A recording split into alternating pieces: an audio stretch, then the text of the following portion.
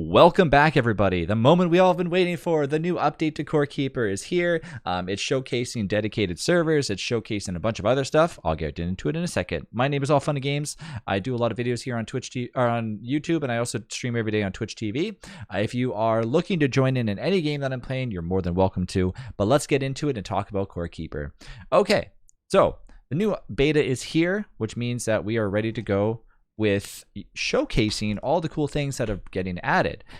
Now, I jumped on extra early today. I managed to find a way to restore my backup from the normal to the experimental. So if you are playing in the experimental branch or don't know how to access it, you right click on your Steam, go to properties, click on betas, and go to experimental branch, and from there you're able to play Core Keeper's experimental branches, but you don't have your save file. So I made a video before this one. You can go ahead and look at that on my YouTube channel. It'll showcase how to basically get your information and all your backups from your normal game over to the experimental so you don't have to start fresh. Okay, so let's go ahead and talk about all the changes.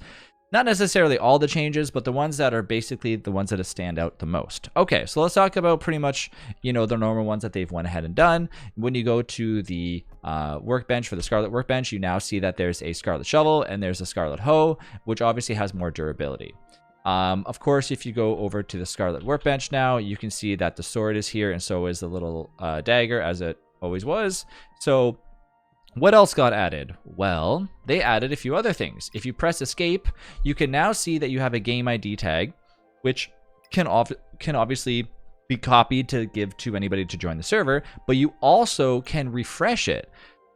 This is huge. Okay, let me tell you why this is such a big change and why it's such a good change. For example, somebody connects to my server and they keep joining in and they cannot stop joining in, or they're finding other ways to get other people to join in the server. For example, if I'm streaming and people are joining in, well, I can refresh the game ID so it gets rid of it, and you don't actually have to worry about people continuing to join your world.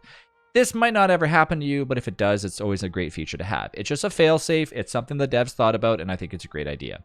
Next, you can now manage your players. If I have somebody in the server and I say, okay, hey, I want you to be an admin in the server, they can go ahead and ban people if they like. So basically at this point, we are now running a dedicated server, meaning that we're no longer just hosting off the client, which we still technically are, but it's a different format and it's still running off on a dedicated side of things. So meaning that we could go ahead and ban anybody that we want, and we could unban anybody that we want. The one things that I told what I told the devs though is we should have a kick option, and they said yes, that will be implemented. So don't worry about that. But now you can ban and unban players if need be, but I think they should add kick first, because a lot of times it's just good if somebody's AFK or whatnot. You're not going to just want to ban your friend for being AFK sitting there like absorbing a bunch of slime damage. So that's a cool little feature that they added in. This also offers the opportunity to talk to other hosting companies like we mentioned before in the previous video. Let's talk about the big change that everyone's been talking about, and that is the return of our scrap is back. We go ahead and put our scrap, or aka our stuff that we don't care about, in here. Press the salvage button, and voila! Look at these scrap parts that we got. Not only that, is if you have a character that is fully upgraded, you will get extra scrap parts. And what else can we do? Let's see. Well, we have another option here called reinforce. We can obviously repair our stuff, which we click here, and now scrap parts are obviously more abundant, meaning that you need more to repair higher end weapons and higher end things. So if I go through my armor, it's going to require 9 scrap to repair some of the higher end gear, for example, things that are obviously meant to be higher. The thing is, by the end of the world, by the time you have so much wood, it doesn't necessarily matter, and the bigger things that you scrap are obviously going to give you more scrap. So let's go ahead and let's reinforce an item.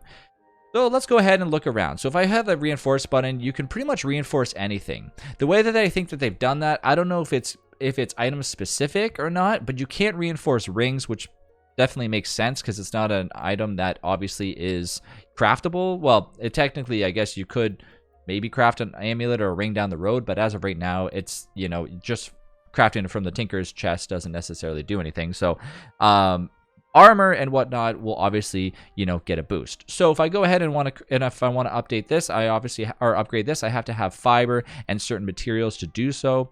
With that being said, if you have Scarlet Armor or Scarlet Weapons, you can upgrade it as well. So let's talk about the Scarlet Pants. It does +4 max health, +2 armor, and +1% crit chance. Pretty awesome. You have a pickaxe that does +11 melee damage and +42 to mining. So let's go ahead and look at it beforehand. So before I do that, we have the pickaxe already in our hand. It's not glowing or anything. I wonder if it'll start glowing when we reinforce it. Now we do that, and it's still not glowing. But that doesn't matter. I did actually ask the devs, hey, do you think we can make it so it's a clear indication, like when it starts to glow or whatnot?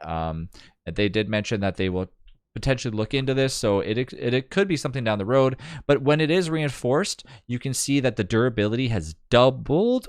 Whoa, that's pretty crazy. I didn't expect it to double. I knew that the durability was going to go up, but 1600 out of 800 durability. It has an extra line here. You can see the purple line. That is amazing. Anyways, that's really, really cool.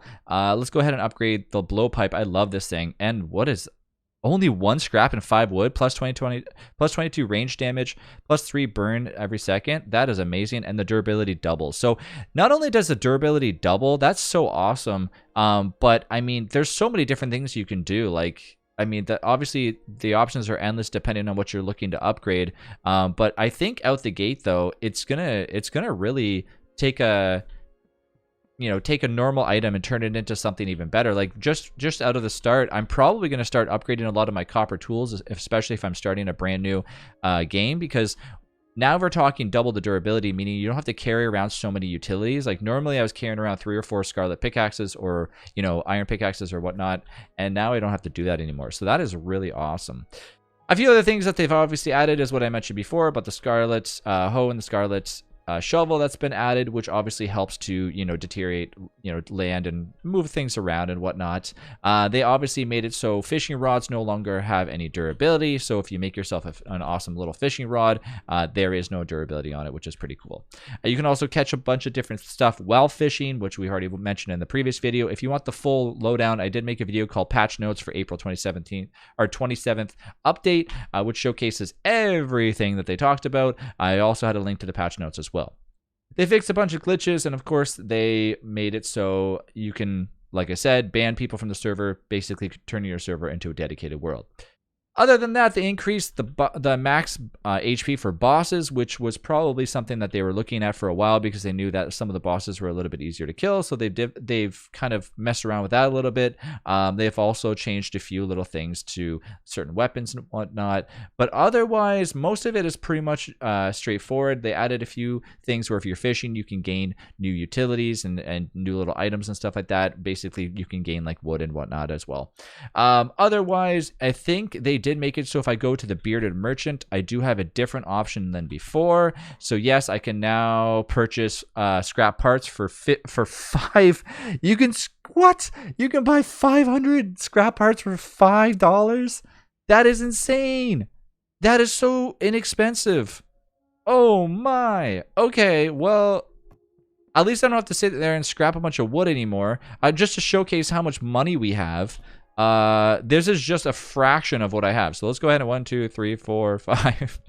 I mean, I could have just held that down, but anyways, that doesn't matter. Let's go over to the merchant and buy ourselves 500 scrap parts. I don't know if this is going to be something that's going to stick around. Maybe it meant to be 50. Oh, never mind. That's how much. Oh, I am such a dummy. Okay. Erase that part of the video. Blink, deleted from your brain. It's 500 stock and it's 5 per scrap. Okay, you know what? Never mind. Scrap that idea. It is still better to do my other route. I was confused for a second. This is what happens when you wake up at 10 o'clock in the morning to do a video first thing without even eating breakfast. Your brain isn't functioning. Okay, so it does keep a lot of scrap armor in stock, or scrap parts in stock, which is awesome. So yeah, that is definitely. I was a little confused there. I was starting to go a little bit crazy. But that being said, it is nice that the little merchant does let you purchase this stuff. So anyways, that is cool. I hope that if you have any questions, you'll comment them down below. Leave a like if you've enjoyed this video, and I will see you in the next update, or potentially more Core Keeper, because I'm obviously going to be playing through this update as well, just kind of play a little bit of it. I'm doing my beginner guide right now, so stay tuned for a ton of more Core Keeper content, and I hope you go out there and experiment in the experimental branch. See you in the next video. Bye, everyone.